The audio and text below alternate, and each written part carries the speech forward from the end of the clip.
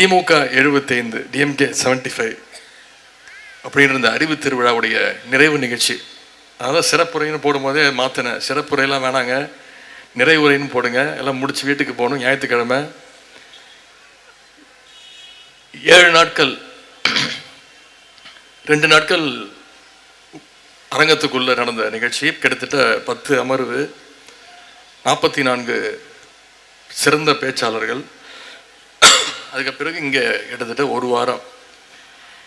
எனக்கு தெரிஞ்சு இந்த மாதிரி ஒரு சிறப்பான நிகழ்ச்சி வள்ளுவர் கோட்டத்தில் இதுவரைக்கும் நடந்ததில்லை. ஆனால் என்னுடைய விருப்பம் இனிமேல் அடிக்கடி நடக்க வேண்டும். நம்முடைய முதலமைச்சர் கழக தலைவர் அவர்கள் இந்த அறிவு திருவிழாவுக்கு அனுமதி அளித்து இளைஞர் அணிக்கு இப்படி ஒரு வாய்ப்பு கொடுத்து அந்த நிகழ்ச்சியை துவங்கி வச்சாங்க. முதல்ல அவருக்கு என்னுடைய நன்றியை நான் தெரிவிச்சுக்கணும். அதன் பிறகு கருத்தரங்கம், காலத்தின் நிறம் கருப்பு சிவப்புங்கிற அந்த புத்தக வெளியீடு. இப்படி இந்த விழா நடந்திருந்தாலும் இந்த முற்போக்கு புத்தக கண்காட்சி, புத்தக காட்சி இல்லாமல் இந்த அறிவு திருவிழா ஒரு முழுமை அடைஞ்சிருக்காது. அரசியல் புத்தகங்களை மட்டுமே கொண்ட ஒரு புத்தக காட்சியை இவ்வளவு சிறப்பாக வேறு யாராலும் வெற்றிகரமாக நடத்தியிருக்கவும் முடியாது. இளைஞர் அணியினால் மட்டும்தான் சாத்தியம். அது திமுக இளைஞர் அணியினால் மட்டும்தான் அது சாத்தியம்.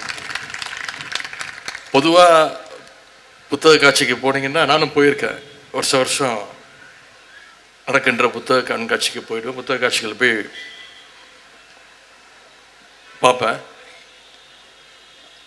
அதில் பார்த்தீங்கன்னா நிறைய சமையல் குறிப்புக்கு தனியாக ஒரு டிபார்ட்மெண்ட் வச்சுருப்பாங்க. ஜோதிட புத்தகங்கள், செல்ஃப் டெவலப்மெண்ட்டு, கோலம் போடுவது எப்படி, இப்படி தான் நிறைய புத்தகங்கள் இருக்கும். ஆனால் நம்முடைய இளைஞரணி நடத்துகின்ற இந்த புத்தக காட்சியில் முழுக்க முழுக்க அரசியல் புத்தகங்களை மக்கள் பார்த்து தேடி வந்து பார்த்து வாங்கி படிக்கின்ற நிலைமையை நம்ம உருவாக்கி இருக்கிறோம். இன்னும் பெருமையாக சொல்லணும்னா, கடந்த 9 நாட்களில் புத்தக காட்சியை பார்வையிட்டவர்களுடைய எண்ணிக்கை 20,000க்கும் மேலே. புத்தகங்கள் 35 லட்சம் ரூபாய்க்கு மேல் புத்தகங்கள் இங்கே விற்பனையாக இருக்கின்றது. அதில் இன்னொரு சிறப்பு, அதிகமாக விற்ற புத்தகம் காலத்தின் நிறம் கருப்பு சிவப்பு என்ற புத்தகம். 1500 புத்தகங்கள் விற்பனையாக இருக்கிறது. அட்வான்ஸ் புக்கிங் முன்பதிவு திட்டத்தில் மட்டும் கிட்டத்தட்ட 7000 பிரதிகள் காலத்தின் நிறம் கருப்பு சிவப்பு புத்தகம் விற்பனையாக இருக்கிறது. அடுத்த ஆண்டில் இதை விட அதிகமாக ஆகுன்ற அந்த நம்பிக்கையும் இருக்கின்றது. கருத்தரங்கத்தில் ஏற்கனவே நான் 2வது நாள் பேசும்போது சொன்னேன், இந்த வள்ளுவர் கோட்டத்தை தேர்ந்தெடுத்ததுக்கு, நிறைய அறிவு திருவிழாங்கிற நிகழ்ச்சியை நடத்துவதற்கு வள்ளுவர் கோட்டம் தேர்ந்தெடுத்ததற்கு பல காரணங்கள் உண்டு அப்படின்னு. கலைஞர் 1973ஆம் ஆண்டு இந்த வள்ளுவர் கோட்டத்திற்கு கட்டுவதற்காக அடிக்கல் நாட்டினார். அப்போ ஒரு முதலமைச்சர். அதன் பிறகு ஆட்சி கலைக்கப்பட்டது. வேலைகள்லாம் வேகமாக நடந்தது. 1976ஆம் ஆண்டு கலைஞருக்கே அழைப்பு கொடுக்கல.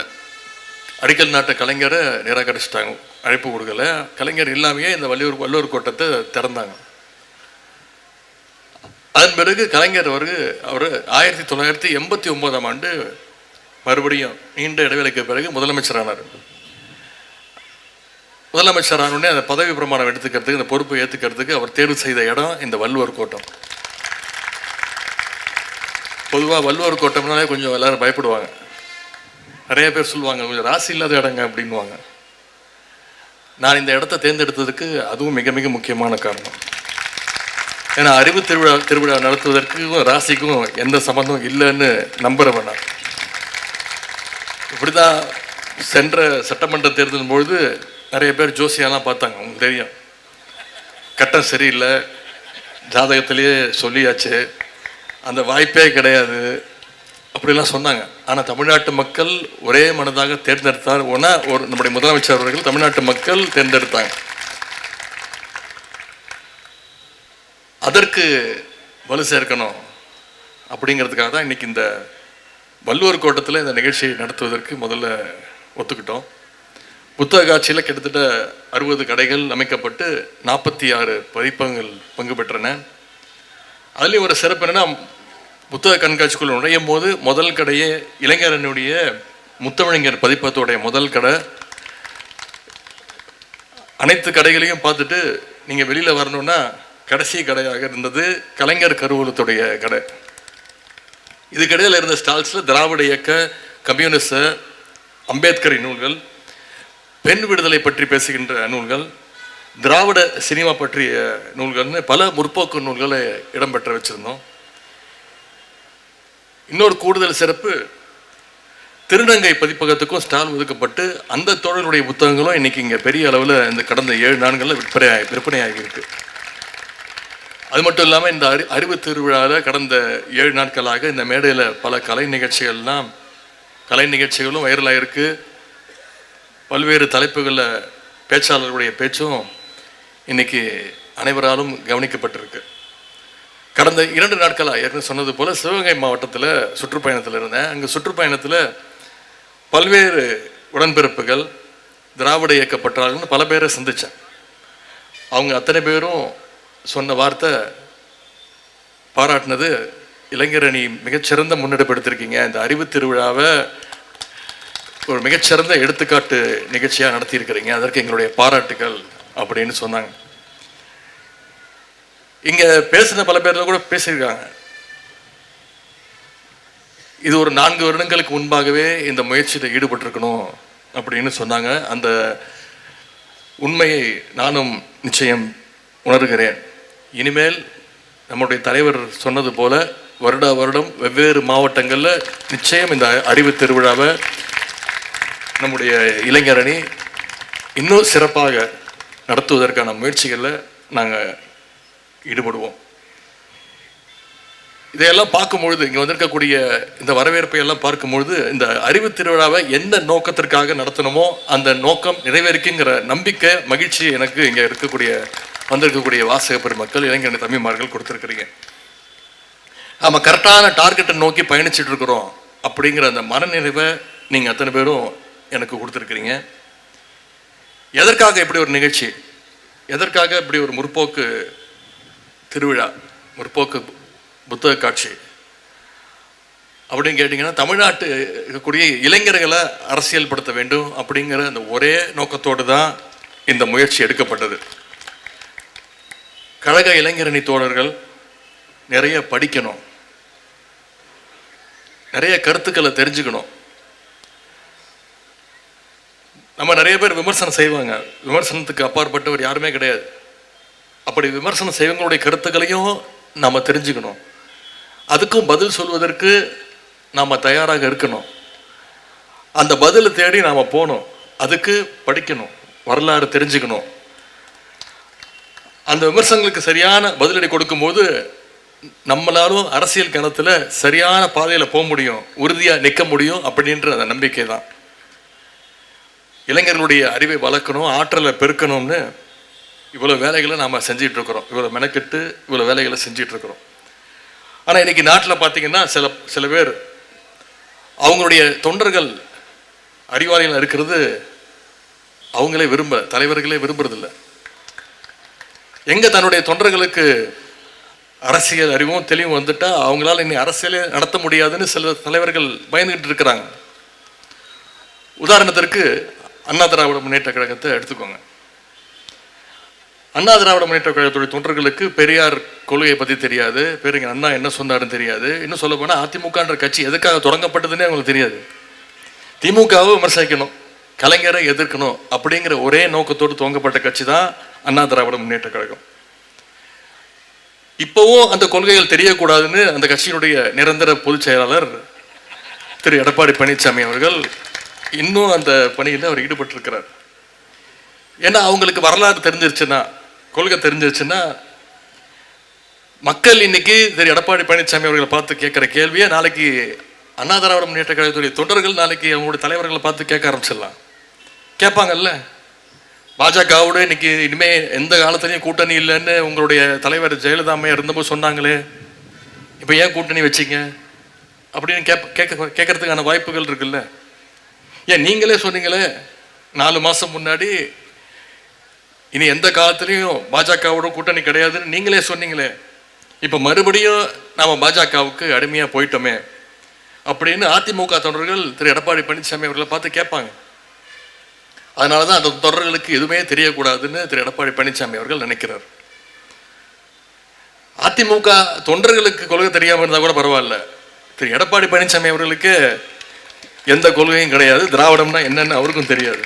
ஏன்னா அவர் படித்தது ஒரே புக்கு, நானும் தேடிட்டு இருக்கிறேன், இது வரைக்கும் எங்கேயுமே கிடைக்க மாட்டேங்குது. சேக்கிழார் எழுதின கம்பராமாயணம் மட்டும்தான். நாங்களும் புத்தக காட்சியாக தேடிட்டு இருக்கிறேன். கொள்கைகள் மட்டும் மறக்கல, அவருடைய தலைவரே யாருன்னு அவர் மறந்துருக்கிறார் பல நேரத்தில். சமீபத்தில் தொலைக்காட்சியில் பார்த்துருப்பீங்க, எம்ஜிஆர் சிலைக்கு மாலை போட்டுட்டு வெளில வந்து பேட்டி கொடுத்தார், அண்ணாவுக்கு மரியாதை செலுத்திட்டு வந்திருக்கிறேன் அப்படின்னு. அப்படிப்பட்ட தலைவர் அண்ணா திராவிட முன்னேற்ற கழகத்துடைய நிரந்தர பொதுச் செயலாளர், எதிர்கட்சி தலைவர் அவர்கள். இதுதான் இன்னைக்கு அதிமுகவுடைய நிலைமை.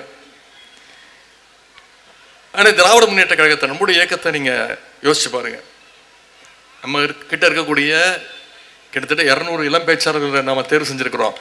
அந்த இளம் பேச்சாளர்களை விட்டிங்கன்னா ஒவ்வொருத்தரும் 2 மணி நேரம் 3 மணி நேரம் மணிக்கணக்கில் திராவிடத்தை பற்றியும் நம்முடைய இயக்கத்துடைய கொள்கைகளை பற்றியும் அந்த 200 பேச்சாளர்கள் போட்டி போட்டுக்கிட்டு பேசுவாங்க.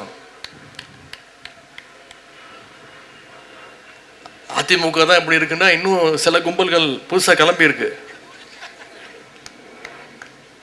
நாம் என்னைக்கு அப்படி சொல்ல முடியாது. நம்ம அறிவு திருவிழா நடத்தி 4 நாளுக்கு அப்புறம் தான் அவங்களுக்கு தெரிஞ்சிருக்கு இப்படி ஒரு விழா நடக்குதுன்னு. என்ன கேட்குறாங்க, எப்படி நீங்கள் அறிவு திருவிழா நடத்தலாம், யாரை கேட்டு நடத்துனீங்க, எதுக்காக நடத்துனீங்க? அறிவு இருக்கிறவன் திருவிழா நடத்துகிறான். அதுவும் அறிவு திருவிழாவில் அவங்கள விமர்சித்து பேசிட்டோன்னு கோபம் வேற.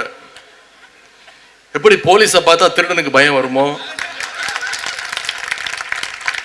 அதனால அறிவுங்கிற வார்த்தையை கேட்டாலே அவங்களுக்கு அதிர்ச்சி. சுகாதார மேம்பாட்டை பற்றி பேசும்போது கிருமிகளை பற்றி பேசாமல் இருக்க முடியுமா? கிருமிகிட்ட எப்படி நம்ம விலகி நிற்கணுங்கிறதுக்காகத்தான் பேசினாதான் சுகாதார மேம்பாட்டை பற்றி நம்ம தெளிவாக பேச முடியும். அதுபோலத்தான் அறிவு திருவிழாவில் கொள்கைகளை பற்றி பேசும்போது கொள்கையற்ற கும்பலுடைய ஆபத்தை பற்றி இங்கே பேசியவங்க சில பேர் சுட்டி காட்டியிருக்கிறாங்க. இதையெல்லாம் நம்ம பொருட்படுத்த வேண்டிய அவசியம் இல்லை. திராவிட முன்னேற்ற கழகம் என்பதே ஒரு அறிவு இயக்கம். கழகத்தில் பயணிக்கிற ஒவ்வொருவரும் ஒவ்வொரு நாளுமே அறிவு திருநாள். குக்கிராமங்களில் கூட படிப்பகம் நடத்திய இயக்கம் நம்முடைய திராவிட முன்னேற்ற கழகம். சலூன் கடை, டீ கடை, சைக்கிள் ஸ்டாண்டுன்னு சாமானிய மக்களையும் அரசியல் பேச வச்ச இயக்கம் நம்முடைய திராவிட முன்னேற்ற கழகம். நம்முடைய ஒவ்வொரு தலைவர்களும் நூற்றுக்கணக்கான பத்திரிகைகளை தலைமையேற்று நடத்தினாங்க. கழக முன்னோடிகள், முன்னாடி இருந்த முன்னோடிகளும் சரி, இப்போ இருக்கக்கூடிய அமைச்சர் பெருமக்களாக இருந்தாலும் சரி, சாதாரண நிர்வாகிகளாக இருந்தாலும் சரி, இன்னைக்கு வரைக்கும் புத்தகங்கள் எழுதிக்கிட்டு இருக்கிறாங்க. நம்முடைய கழகத்துடைய மேடைகள் ஒவ்வொன்றும் கொள்கை வகுப்பறைகள்னு சொன்னால் அது மிகையாகாது. கழகத்துடைய முதல் தலைமை அலுவலகம் பேரறிஞர் அண்ணா வச்ச பேர் அதற்கு அறிவகம். அதன் பிறகு நம்முடைய கலைஞர் கட்சியினுடைய தலைமை நிலையத்தை கட்டினார், அதற்கு அவர் வச்ச பெயர் அண்ணா அறிவாலயம். இப்படி அறிவுக்கு முக்கியத்துவம் வந்துட்டு இருக்கிறதுனால தான் இன்னைக்கு திராவிட முன்னேற்ற கழகம் ஒட்டுமொத்த இந்தியாவுக்கும் ஒரு வழிகாட்டியான கழகமாக இயக்கமாக இன்னைக்கு நடைபோட்டு கொண்டிருக்கிறது. அதனால தான் அந்த உரிமையில தான் நாம் அறிவு திருவிழாவை நடத்துகிறோம். நாம் இப்போ அத்தனை பேருக்கும் வெறுப்படைஞ்ச அத்தனை பேருக்கும் ஒரு சவால் விடுறோம், நீங்களும் நடத்துங்க, நடத்தி காட்டுங்க பார்ப்போம். ஆகவே அடிமைகளையும் பாசிஸ்டுகளையும் கொள்கையற்ற வெற்று அட்டைகளையும் கண்டு நாம் அச்சப்பட தேவையில்லை, அவங்களுக்கெல்லாம் நம்ம பதில் சொல்ல தேவையில்லை. நிச்சயம் சொல்கிறேன், இந்த அறிவு திருவிழா கழக வரலாற்றில் என்னைக்கும் நிச்சயம் நீடித்து நிலைக்கும். இன்னைக்கு அறிவு திருவிழா நிறைவு பெற்று வள்ளுவர் கோட்டத்திலிருந்து நாம் எல்லாம் புறப்படுறோம். ஏதோ இளைஞரணி அமைப்பாளர்கள் சகோதரர்கள்லாம் பார்க்கும்பொழுது ஏதோ காலேஜ் ஃபேர்வெல் டே முடிச்சுட்டு நண்பர்களை விட்டு கிளம்புற மாதிரி உங்களுடைய முகத்தில் ஒரு சோகம் தெரியுது. சோகமாக மகிழ்ச்சியான்னு போக போக தெரியும்.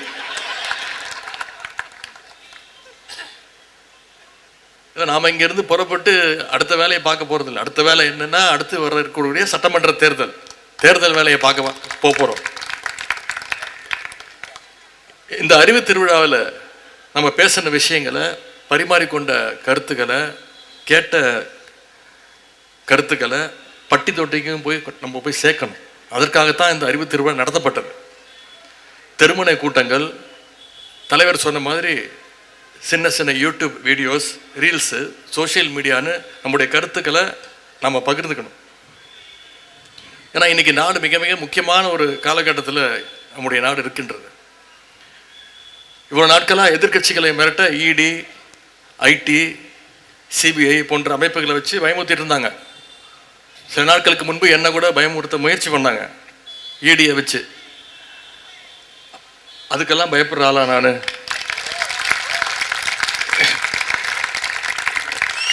கலைஞருடைய பேரன், கழக தலைவருடைய வளர்ப்பு.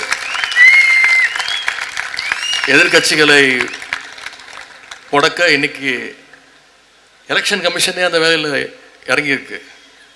எஸ்ஐஆர்னு ஒன்று கொண்டு வந்துருக்கிறாங்க, ஸ்பெஷல் இன்டென்சிவ் ரிவிஷன் அப்படின்ற ஒரு திட்டம். தேர்தலையே திருட்டுத்தனமாக நடத்துகிற அளவுக்கு இன்னைக்கு ஒன்றிய அரசு இறங்கியிருக்கிறது. நாம் அத்தனை பேரும் ரொம்ப விழிப்புணர்வோடு இருக்க வேண்டிய காலகட்டம் இது. முதல்ல உங்கள் ஒவ்வொருத்தருடைய வாக்குகளை நீங்கள் முதல்ல பாதுகாக்கணும். உங்களை சுற்றி இருக்கக்கூடிய தகுதியான ஒரு வாக்காளர் கூட பட்டியலிருந்து நீக்கப்பட்டு விடக்கூடாது. இதில் நம்ம கண்ணும் கருத்துமா இந்த செயலில் நம்ம ஈடுபடணும். அதே மாதிரி போலி வாக்காளர்களை சேர்க்கறதையும் நாம் எந்த காலத்திலையும் அனுமதிக்கக்கூடாது. நம்முடைய தலைவர் அவர்கள் தலைமையிலான மதச்சார்பற்ற முற்போக்கு கூட்டணி 200க்கும் அதிகமான தொகுதியில் ஜெயிச்சு காட்டணும்னா நாம் இந்த பணியில் அடுத்த 4 மாதங்கள், அடுத்த 2 மாதங்கள் இந்த எஸ்ஐஆர் பணியே இருக்குது. அடுத்த ஒரு 45 நாட்கள் இருக்குது. அந்த பணியில் நாம் ரொம்ப கவனமாக ஈடுபட வேண்டும். 1967 சட்டமன்ற தேர்தலில் கழகம் முதன்முறையாக ஆட்சி பிடிக்கிறதுக்கு அப்போது இருந்த உடன்பிறப்புகள் எவ்வளவு சிறப்பாக எப்படி வேலை பார்த்தாங்களோ அதை விட அதிகமாக நம்ம வேலை பார்க்கணும், கடினமாக நம்ம உழைக்கணும். அடுத்த 4 மாதத்துக்கு வேறு எந்த பணியும் நம்முடைய கண்களுக்கு தெரியக்கூடாது. 2026 நாம் வெற்றி பெற்றால் அது கழகத்துடைய வெற்றி மட்டும் கிடையாது, அது ஒட்டுமொத்த தமிழ்நாட்டு மக்களுடைய வெற்றி என்பதை மக்களுக்கு நாம் புரிய வைக்கணும். 7வது முறையாக கழக ஆட்சி அமைக்க தொடர்ந்து 2வது முறையாக நம்முடைய தலைவர் அவர்கள் முதலமைச்சர் நாற்காலியில் உட்காரணும்னா இளைஞரணி தம்பிமார்கள் களத்தில் இறங்கி அதை நம்ம செஞ்சு காட்ட வேண்டும். அதற்கு இந்த அறிவு திருவிழாவும் முற்போக்கு புத்தக காட்சியும் நிச்சயம் ஒரு அடித்தளமாக இருக்கும்னு நான் நம்புகிறோம். இந்த நேரத்தில் அறிவு திருவிழா நடத்த அனுமதி வழங்கி நம்மையெல்லாம் வழிநடத்திய நம்முடைய முதலமைச்சர் அவர்களுக்கு, தலைமை கழகத்திற்கும் என்னுடைய நன்றியை நான் தெரிவிச்சுக்கிறேன். பங்கேற்ற அத்தனை பதிப்பகங்களுக்கும், இரவு பகலாக உழைத்த அத்தனை பணியாளர்களுக்கும் என்னுடைய நன்றியை நான் தெரிவிச்சுக்கிறேன். புத்தக காட்சியில் உரைவீச்சை வழங்கிய இன்னைக்கு பேசிய திராவிட கழக பிரச்சார செயலாளர் அக்கா அருள்மொழி அவர்கள், நாகை சட்டமன்ற உறுப்பினர் சகோதரர் ஆலூர் ஷானவாஸ் அவர்கள், திரைப்பட பாடலாசிரியர் சகோதரர் கவிஞர் யோகபாரதி அவர்கள், இயக்குனர் சகோதரர் கரு பழனியப்பன் அவர்கள், எழுத்தாளர்கள் அண்ணன் ஆதவன் தீச்சன்யா, கவிஞர் சுகிரதராணி, பகுத்தறிவு மேஜிக் நிகழ்ச்சியை நடத்திய அண்ணன் தாமோதரன் உள்ளிட்டோருக்கும், புதுகை பூபாலம், கோவன் கலைக்குழு, பாப்பம்பட்டி ஜமா, மாற்று ஊடக மையம் கலைக்குழு, நிகர் கலைக்கூடம் உள்ளிட்ட அத்தனை கலைஞர்களுக்கும் இந்த நேரத்தில் அனைவரின் சார்பாக நன்றியை நான் தெரிவிச்சுக்கிறேன். இந்த நிகழ்ச்சியை மிகச்சிறப்பாக ஒருங்கிணைத்த துணை நின்ற நம்முடைய மாவட்ட கழக செயலாளர் சிற்றரசர்களுக்கும் இந்த நேரத்தினுடைய நன்றியை நான் தெரிவிச்சுக்கிறேன். இளைஞரணியினுடைய சென்னை மண்டல பொறுப்பாளர், மாநில துணை செயலாளர் சகோதரர் ஜோயல் அவர்களுக்கும், அவரோடு துணை நின்ற அத்தனை துணை செயலாளர்களுக்கும், மேற்கு மாவட்டத்துடைய இளைஞரணி அமைப்பாளர் சகோதரர் பிரகாஷ் உள்ளிட்ட அத்தனை மாவட்ட அமைப்பாளர்கள், துணை அமைப்பாளர்களுக்கும், அன்பகம் பணியாளர்களுக்கும், பாதுகாப்பு வழங்கிய காவல்துறை நண்பர்களுக்கும், வள்ளுவர் கோட்டத்துடைய பணியாளர்கள், தூய்மை பணியாளர்கள் என அத்தனை பேருக்கும் இந்த நேரத்தினுடைய நன்றியை நான் தெரிவிச்சுக்கிறேன். இந்த அறிவு திருவிழா வென்றதில் உங்களைப் போல நானும் மிகுந்த மகிழ்ச்சி அடைகின்றேன். வாய்ப்புக்கு நன்றி, வணக்கம்.